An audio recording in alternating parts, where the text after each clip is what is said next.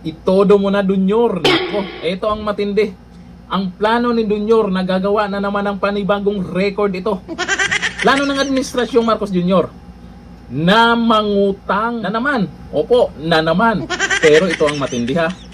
Humigit kumulang 3.3 trillion peto-teto-tet sa 2027. Naku, ang layo pa ng 2027. Nakaplano na kung magkano yung utangin niya. Kasabay ng mas mataas na paggastos ng gobyerno upang suportahan ang paglago umano ng ekonomiya. Naku po, paulit-ulit na lang yung mga mangutang ng ganito, gamitin sa ganon. Naku po, lumobo ng lumobo yung utang. Naramdaman nyo ba? Sino ba yung mga nagsasabi na yung inutang ni Dunyor ay nagamit sa tama? Sino yung mga nagsasabi ngayon? Malamang, yung mga loyalista. Nga. Ang gross borrowing program ay nasa 21% na mas mataas kumpara sa humigit kumulang 2.73 trillion ngayong 2026. Bahagi ng utangin ang gagamitin upang pondohan ang kakulangan sa pambansang budget, habang bahagi rin ito ang nakalaan sa pagbabayad o refinancing ng mga imuiral na obligasyon ng pamahalaan. Pansin nyo no? 2027, mukhang tinodo na talaga. 3 milyon ba naman yan?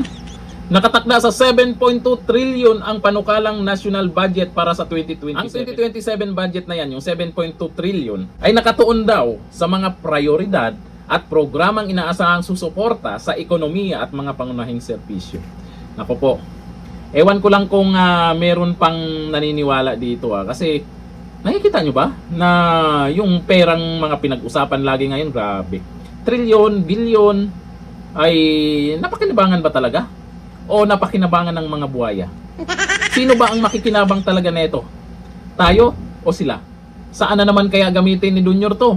Ay baka dun sa racket. O diba, 2027 daw yung racket. Kasi ang sabi ng mga nagkomento dito, nabanggit din po yung tungkol sa racket. Ito sabi ni Jun Imana, ayan na yung racket na sinasabi. Racket. Sabi ni Gerson Ismana Uri, paldo bago matapos ang termino. O nga pala, 2027, 2028. Naku po. Sabi ni Mel E. Jamris, para sa racket niya bago bumaba sa pwesto. Ito sabi ni Kenyo, yan ang magandang racket. Daming nag-comment na racket dito. Kasi yung racket na yan, nabanggit ni Dunyor yan nung sa SONA na may racket nga ngayong 2027. Ang galing talaga niya. Gagawa na naman ng panibagong record yan.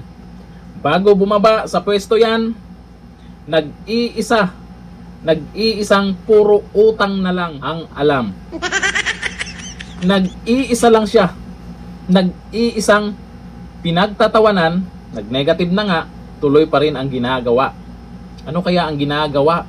Kayo, alam nyo ba kung ano talaga ang ginagawa niya? Comment tayo dyan. Hanggang dito lang, thank you. Bye-bye.